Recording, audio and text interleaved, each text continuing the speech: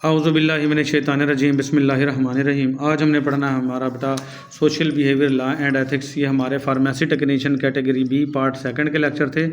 Page number इसका 44 है और 45 46 ये हमारा लास्ट लेक्चर है इस बुक का बेटा। तो एन इंट्रोडक्शन टू मैनेजमेंट के किस तरीके से मैनेजमेंट करनी है ये बेटा, ये वाला लास्ट लेक्चर हर बच्चे को सुनना ज़रूरी है। कोई भी काम कारोबार करना चाहें, दुकान चलाना चाहें, ज़रूरी नहीं मेडिकल स्टोर हो, तो कोई भी प्रोडक्ट, कोई कारखाना लगाना चाहें, तो अगर ये सारे काम करेंगे तो उसकी जो प्रोडक्ट की सेल है वो बहुत तेज़ी से ऊपर जाएगी, बहुत पैसा कमाएगा। ये देखें बेटा, मुख्तलिफ़ किस्म के लोगों ने मिलके अपने काम बांट लिए हैं और सब ने मिलके अपना अपना काम कर दिया है, तो बहुत अच्छे से हो गया है मैनेजमेंट। तो जो शख्स अच्छी मैनेजमेंट करना जानते हैं वो बहुत अच्छा पैसा कमा लेते हैं। तो सबको ये लेक्चर जो है वो सुनना बहुत ज़्यादा ज़रूरी है। इंट्रोडक्शन टू मैनेजमेंट, मैनेजमेंट का हम तारुफ करते हैं बेटा। मैनेजमेंट डिफाइंस, आपने देखा होगा बहुत सारे लोग जो हैं मैनेजर रखे जाते हैं, हाँ मैनेजर को तनख्वाह देते हैं लोग, और सिर्फ मैनेजर को कुछ लोग ये समझते हैं जितने वर्कर हैं भाई काम हम कर रहे हैं, मैनेजर देख लो बैठ के रोब जमा रहा है और ऐसे ही मुफ्त की तनख्वाहें लिए जा रहा है। लेकिन मैनेजर बेटा ऐसे मुफ्त की तनख्वाहें नहीं लेता, वो अपने दिमाग का इस्तेमाल करते हुए हर एक चीज़ को मैनेज कर रहा होता है जिससे उस कंपनी को बड़ा फ़ायदा हो रहा था। वो अगर मैनेजर को 2 लाख 3 लाख तनख्वाह ले रही होती है तो उस मैनेजर के बदौलत वो 2-3 करोड़ रुपए कमा रही होती है मंथली। तो इस वजह से उसने मैनेजर रखा होता है। वो सिर्फ कुर्सी पर बैठा रहता है, अपना दिमाग का इस्तेमाल करते हुए मुख्तलिफ जो वर्कर हैं छोटे वाले उनसे काम लेता है और अपने काम को बखूबी अंजाम दे रहा होता है। उसका काम मेंटली होता है, जिस्मानी नहीं होता। वर्कर कहते हैं कि हम जिस्मानी काम करते हैं इसलिए सबको उनको नज़र आ रहा होता है, लेकिन जो मैनेजर होता है उसका मेंटल वर्क होता है ज़्यादातर। उसने बैठ के ये सोचना है, वो एक लतीफ़ा याद आ गया कि शेखों की फैक्ट्री में नौकरी मिली 50,000 महीना तनख्वाह। मैं कहा वाह शेख साहब करना कीजिए। उन्होंने कहा मेरा पुत्र सोचना है। उन्होंने क्या सोचना है? उन्होंने कहा 50,000 आएगा कहाँ से, यही सोचना है। तो बात यही है कि मैनेजर का काम होता है कि सोचना है कि किस तरीके से ये मेरी फर्म है वो ऊपर जा सकती है। तो ये मैनेजमेंट देखते हैं कैसे होती है बेटा। The process of coordinating work, वो प्रोसेस जिसमें हम काम के दौरान मदद करते हैं एक दूसरे की एक्टिविटीज़ और ऐसे काम करते हैं सो दैट ताकि दे आर कंप्लीटेड एफिशिएंटली, कि ये काम बहुत अच्छे से मुकम्मल हों, एंड इफ़ेक्टिवली और फ़ायदा देते हुए मुकम्मल किए जाएं, with and through other people, के ज़रिए और के साथ। विद का मतलब होता है के साथ और थ्रू के ज़रिए, अदर पीपल दूसरे लोगों के ज़रिए। कुछ लोग कहते हैं ले जी हमने नौकर रख लिए मुलाजम रख लिए तो सारा का सारा पैसा तो मुलाजम खा जाएंगे, हमें तो कुछ नहीं बचेगा। तो मैनेजमेंट इसी चीज़ का नाम है बेटा कि दूसरे लोगों के ज़रिए कामों को बेहतर तरीके से सरंजाम दिलवाना ताकि उनसे फ़ायदा और मुनाफा हासिल किया जाए, उसे मैनेजमेंट कहते हैं बेटा। पर्पज़ या ऑब्जेक्टिव्स क्या हैं मैनेजमेंट के? एम्स भी कह सकते हैं बेटा, गोल्स भी कह सकते हैं। गोल भी मकसद होता है, एम भी मकसद होता है, पर्पज़ भी मकसद होता है, ऑब्जेक्टिव भी मकसद होता है। तो ये मैनेजमेंट करने के मकसद क्या हैं? गेटिंग मैक्सिमम रिजल्ट, ज़्यादा से ज़्यादा नताइज मिलें, विद मैक्सिमम मिनिमम एफर्ट, कम से कम कोशिश से, कोशिश कम की नताइज ज़्यादा मिलें। Optimum utilisation of the resources, जो आपके ज़राए हैं रिसोर्सेज हैं उनको ज़्यादा से ज़्यादा इस्तेमाल में लाया जा सके। जैसे आपने एक बिल्डिंग किराए पे ली है तो वो समझ लें आपने 2 साल के लिए लिया है, तो अगर आप उसमें एक शिफ्ट रखेंगे, एक शिफ्ट में बंदों से काम लेंगे तो वो थोड़ा काम ले पाएंगे। लेकिन अगर आप शिफ्टें बढ़ा दें लोगों की और इवनिंग की अलग लगा दें, नाइट की अलग लगा दें, तो उस बिल्डिंग को आप 24 आवर्स इस्तेमाल में ला सकते हैं। तो यानी कि आपने जो रिसोर्स है वो बिल्डिंग थी उसको ज़्यादा से ज़्यादा आपने यूटिलाइज़ किया, अपने काम में ले आए। Minimising the element of the risk, जो ख़तरात के एलिमेंट्स हैं उनको कम से कम किया जा सके। खुदा न खास्ता जैसे आग लगना है, कोई किसी वर्कर का नुकसान होना है, तो ये चीज़ें इनको कम से कम किया जाए, ये भी मैनेजमेंट का हिस्सा है। इम्प्रूविंग ओवरऑल परफॉर्मेंस, जो ओवरऑल परफॉर्मेंस है उसको उसमें बेहतरी लाया जाए। प्लानिंग फॉर द फ्यूचर, जो मुस्तकबिल में है उस मुस्तकबिल में होने वाले जो काम हैं उनकी प्लानिंग की जाए। Growth and development of the business, जो बिज़नेस है उसकी ग्रोथ की जाए और उसको डेवलप किया जाए। बेटर क्वालिटी गुड्स, बेहतर क्वालिटी की अशिया बनाई जाएँ। Ensuring regular supply of goods, और ये यकीन दहानी करवाई जाए कि लगातार जो अशिया है उसकी सप्लाई जारी है, ये ना हो खुदा न खास्ता कोई रुक जाए। ऐसा काम ना हो कि वर्करों को तनख्वाह देनी पड़े, ज़ाहिर बात है वर्कर रोज़ रोज़ थोड़ा ना मिलते हैं, लेकिन कोई ऐसी सप्लाई होगी जैसे बिजली की सप्लाई कट गई और 10 दिन तक कटी रही, बिजली के बगैर तो कोई काम नहीं हो सकता, वर्कर विले बैठे रहेंगे और तनख्वाह लेते रहेंगे तो ये नुकसान होगा। तो ये भी इंश्योर करना है कि रेगुलर सप्लाई होती रहे गुड्स की और रिसर्च और डेवलपमेंट भी चलती रहे, यानी उसमें बेहतरी आती रहे उनके काम में। फिर आ जाएगी बेटा प्रमोशन। प्रमोशन होता है किसी भी चीज़ को प्रमोट करना, उसको उजागर करना, लोगों को तरगीब दिलाना कि हमारी प्रोडक्ट्स खरीदें, ये बहुत अच्छी है। Promotion is every form, promotion कोई भी शक्ल में हो ऑफ कम्युनिकेशन जो ज़राए इबलाग की सूरत में होती है, यूज़ टू इन्फॉर्म, ये इस्तेमाल की जाती है लोगों को इन्फॉर्म करने के लिए, परसुआड तरगीब देने के लिए, एंड रिमाइंड और बार बार याद दिलवाने के लिए द टारगेट कस्टमर्स, जो आपके टारगेट कस्टमर होते हैं, अबाउट द प्रोडक्ट्स, आपकी प्रोडक्ट्स के बारे में, सर्विसेज, आपकी खिदमात के बारे में, और ऑर्गेनाइजेशन और जो आपकी तंजीम है उसके बारे में। जैसे एक मैं मिसाल देता हूँ बेटा, अब पेप्सी का सबको पता है, लेकिन बार बार अफरीदी आता है, छक्का मार के दिखाता है, दिल मांगे मोर हैं, वो बार बार कमर्शियल क्यों दी जा रही है? ताकि लोगों को तरगीब मिलती रहे, उनको इन्फॉर्मेशन मिलती रहे, उनको रिमाइंड होता रहे, ठीक है। और टारगेट कस्टमर कौन से हैं? नौजवान लोग जो कि क्रिकेट को पसंद करते हैं। इसी तरीके से लेज़ की कमर्शियल आएगी, बार बार बच्चे जैसे ही देखेंगे लेज़ की कमर्शियल, मम्मा देना 50 रुपये देना, 100 रुपये देना, 200 लेज़ लाएंगे, तो उनको याद नहीं था, उनको बार बार याद दिलवा दिया, रिमाइंड करवा दिया।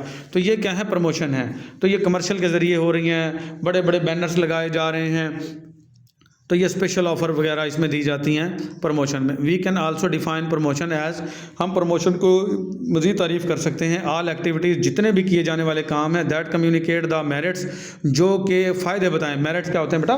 फ़ायदे, जो कि फ़ायदे बताएं ऑफ द प्रोडक्ट के, एंड परसुआड और तरगीब दिलाएं टारगेट कस्टमर्स, अपने टारगेट कस्टमर्स को, टू बाई इट, के इसको ख़रीद लो, तो वो क्या कहलाएगी? प्रमोशन कहलाएगी। टारगेट कस्टमर लेज़ के कौन से हैं? छोटे बच्चे। पेप्सी के कौन से हैं? नौजवान लोग, ठीक है। और बार बार इसी तरीके से जो कमर्शियल आ रही होगी तो उसके टारगेट कस्टमर होते हैं। जैसे गोरा करने वाली क्रीमों के जो टारगेट कस्टमर हैं वो नौजवान लड़कियां हैं, और जोड़ों के दर्द की मेडिसिन वो बूढ़े लोग हैं। तो इस तरीके से तमाम के तमाम क्या होता है? टारगेट कस्टमर को बार बार कमर्शियल दिखाना, कम्युनिकेट करना, ताकि उनको उनके मेरिट पता चलें, अपनी उनके प्रोडक्ट्स के फ़ायदे पता चलें और वो ख़रीद लें। Objective of the promotion, promotion के मकासद क्या है बेटा? The ultimate objective of the promotion is to motivate the customer, जो अहम मकासद हैं प्रमोशन के कि वो मोटिवेट करें, तरगीब दिलाएं कस्टमर को, ग्राहकों को, बिल्ड अ फर्म इमेज, और अपनी एक तस्वीर कशी करें पक्की दिमाग के अंदर, एंड देयर बाई, जिसकी वजह से to increase the sale of its products और सर्विसेज, ताकि उसकी जो प्रोडक्ट है या उसकी जो सर्विसेज हैं उनकी सेल बढ़ सके। जैसा कि लेज़ है, बार बार इतनी उसकी कमर्शियल आएगी तो लोग कहेंगे कि ये अच्छी चीज़ ही होगी कोई। किसी मोबाइल फ़ोन की ज़्यादा बार बार कमर्शियल आएगी,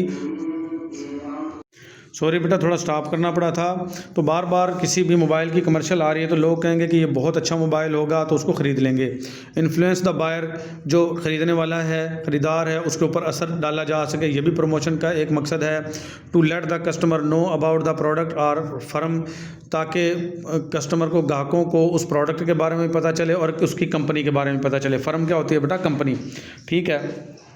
फ़र्म होती है एक छोटी सनत बेटा, और जो सनत होती है छोटी फ़र्म, और फ़र्म जो होती है बड़ी। इसकी मिसाल मैं ऐसे देता हूँ, जैसे छोटे सारे बैंक हैं वो सनत हैं, और सॉरी बेटा थोड़ा स्टॉप करना पड़ गया था।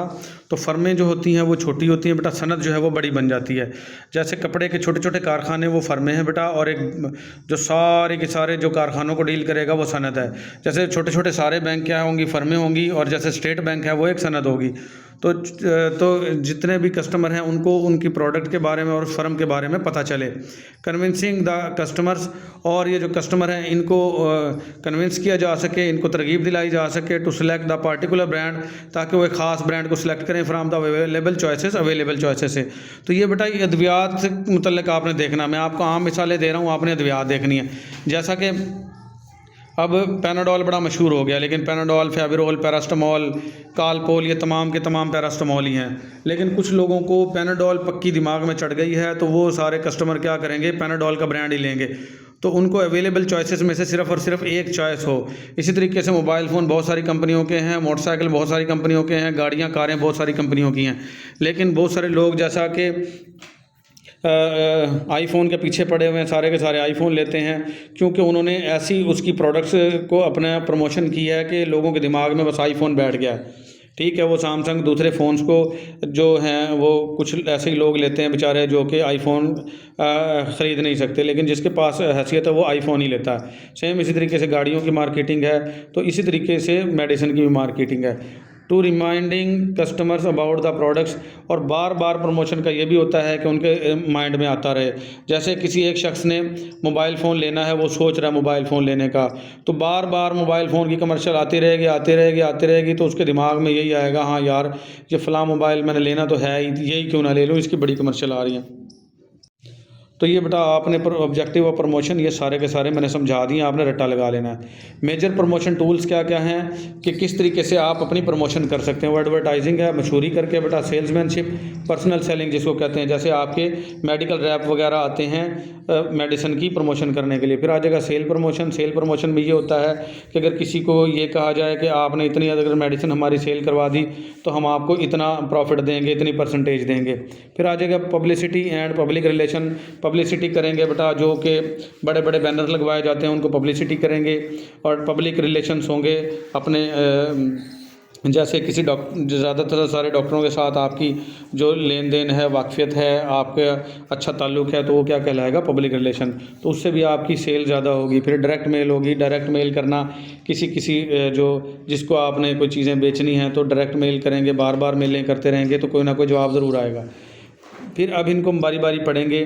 तो एडवर्टाइजिंग क्या होता है बेटा, कमर्शियल मशहूरियाँ जो आती हैं। Advertising is the paid form of impersonal mass communication.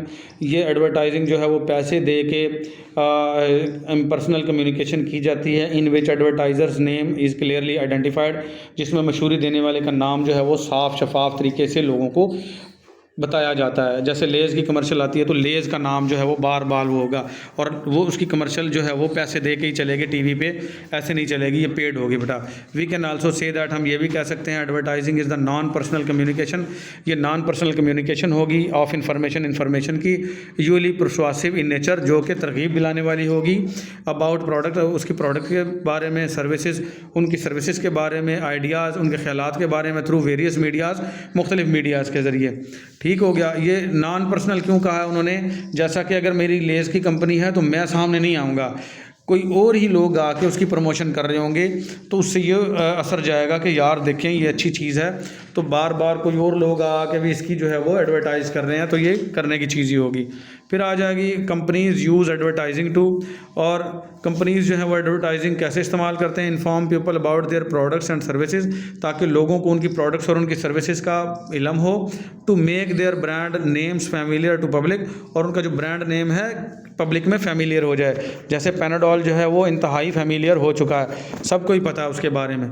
फिर पर्पज़ ऑफ द एडवर्टाइजिंग, मकसद क्या होता है एडवर्टाइजिंग का, टू सेल प्रोडक्ट और सर्विसेज, अपने प्रोडक्ट या अपनी सर्विसेज जो हैं वो बेची जा सकें। टू सपोर्ट सेल्समैनशिप, जो सेल्समैनशिप है उसको सहारा मिले। Support facilitate sale from channel, जो चैनल से होने वाली सेल्स है उसको सहूलत मिल सके ताकि सेल ज़्यादा से ज़्यादा हो। To enter new geographic market, और ज़मीन के ऊपर, जियो कहते हैं ज़मीन को बेटा, आपके एरिया की मार्केट जो है वो नई नई मार्केटों में आपका तारुफ हो। To introduce a new product, आपकी जो प्रोडक्ट है नई उसका भी तारुफ हो जाए। टू एक्सपेंड प्रोडक्ट्स यूजेज, ताकि लोग प्रोडक्ट्स का ज़्यादा से ज़्यादा इस्तेमाल करें। Build awareness of the product and brands, और आपके जो प्रोडक्ट्स के लोगों में वाकफियत है वो भी बढ़े, और आपके ब्रांड की जो है वो उसकी भी लोगों में अवेयरनेस ज़्यादा हो, वाकफियत ज़्यादा हो। क्रिएट अ ब्रांड इमेज, आपका जो इमेज ब्रांड है उसकी इमेज लोगों के जहनों में ज़्यादा हो जाए। Provide product and brand information, लोगों को आपके ब्रांड की और आपकी प्रोडक्ट की इन्फॉर्मेशन मिल जाए। परसुआड पीपल, लोगों को तरगीब आए कि वो ख़रीदें ये प्रोडक्ट। री enforce pass purchase and brand experiences, ताकि जो पहले लोगों ने ख़रीद चुके हैं वो दोबारा से ख़रीदें, और आपका ब्रांड एक्सपीरियंस जो है, जो चीज़ें उन्होंने ख़रीदी थी उनके जो तजुर्बात हैं उनसे लोगों को पता चले कि वाकई जो है हमने जो प्रोडक्ट ख़रीदी थी ये फ़ायदेमंद थी। To build goodwill of for the company, और कंपनी की जो गुडविल है, अच्छी साख्त है, वो भी बने। फिर मेजर एडवर्टाइजिंग मीडिया, आप एडवर्टाइजिंग कहाँ कहाँ दे सकते हैं। मेडिकल लेक्चर्स दे सकते हैं। प्रोफेशनल जर्नल्स, कुछ अशाए होते हैं जैसे इश्तहारात वगैरह, वो दे सकते हैं। मैगज़ीन में दे सकते हैं, टेलीविज़न पे इश्तहार दे सकते हैं, न्यूज़पेपर अखबार में दे सकते हैं, रेडियो पे ख़बर चलवा सकते हैं, सिनेमा में दे सकते हैं, इंटरनेट पे दे सकते हैं, जैसे यूट्यूब पे कमर्शियल आती हैं, और डायरेक्ट मेल भी कर सकते हैं। ये क्या है आपके बेटा मेजर एडवर्टाइजिंग मीडिया है। अगर कोई आ जाए तो ये आपने फटाफट लिख देने हैं। फिर आ जाएगा सेल्समैनशिप या पर्सनल सेलिंग। कैसे होता है सेल्समैनशिप, पर्सनल सेलिंग कैसे होती है? जैसे नुमाइंदे आते हैं, मेडिकल रैप आते हैं अपनी प्रोडक्ट्स की सेल करवाने के लिए। Personal selling is the presentation, ये प्रेजेंटेशन होती है ऑफ द प्रोडक्ट की टू प्रोस्पेक्टिव कस्टमर, अपने मुतलका ग्राहकों को बाय रिप्रेजेंटेटिव। और करता कौन है? ये नुमाइंदा करता है बाय या फ़र्म, और ये फ़र्म की तरफ से नुमाइंदा होता है। जो भी मेडिकल रैप आता है जिस कंपनी का होता है, वो अपनी उस कंपनी की जो प्रोडक्ट्स है उसकी आके अच्छाइयाँ बताता है डॉक्टर को। फिर डॉक्टर वो रिकमेंड करता है कि ये मेडिसिन ख़रीदनी है या नहीं ख़रीदनी। सेल्स मैनेजमेंट कैसे करनी है बेटा? Sales management is attainment. Sales management वो चीज़ है जो आप हासिल करते हो of an organisation scale. Sales अपनी किसी भी तंजीम की सेल्स को जो गोल्स हैं, उसके मकासद हैं, उसको पूरा करके in an effective and efficient manner, बहुत मुनासिब तरीके से और फ़ायदामंद तरीके से पूरा करते हो।